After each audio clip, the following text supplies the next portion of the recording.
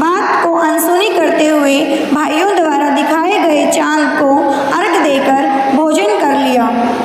इस प्रकार करवा चौथ का व्रत भंग करने के कारण विघ्नहर्ता भगवान श्री गणेश साहूकार की पत्नी से अप्रसन्न हो गए।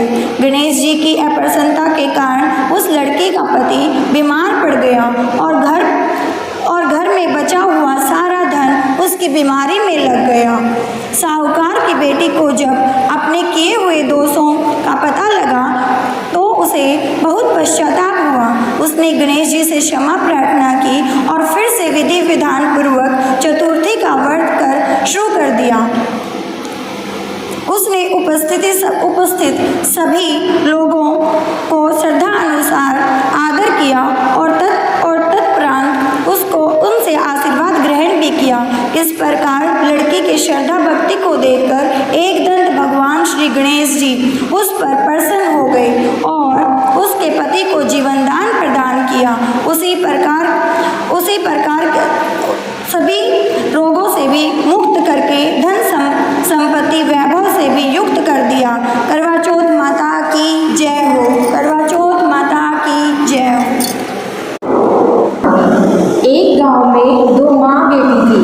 बेटी माँ से बोली, गांव से सब लोग गणेश मेला देखने जा रहे हैं, मैं भी मेले में जाऊंगी। माँ बोली, वहाँ बहुत भीड़ होगी, कहीं गिर पड़ी तो चोट लगेगी।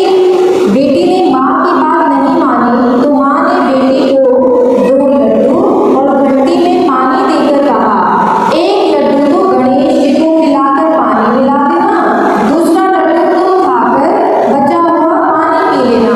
बेटी मेले में चली गई।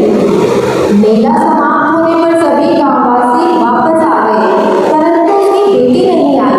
वह गणेश जी के पास बैठी रही। एक लड्डू पानी गणेश जी तुम्हें, एक लड्डू पानी मुझे, इस तरह कहते हुए पूरी रात बीत गई।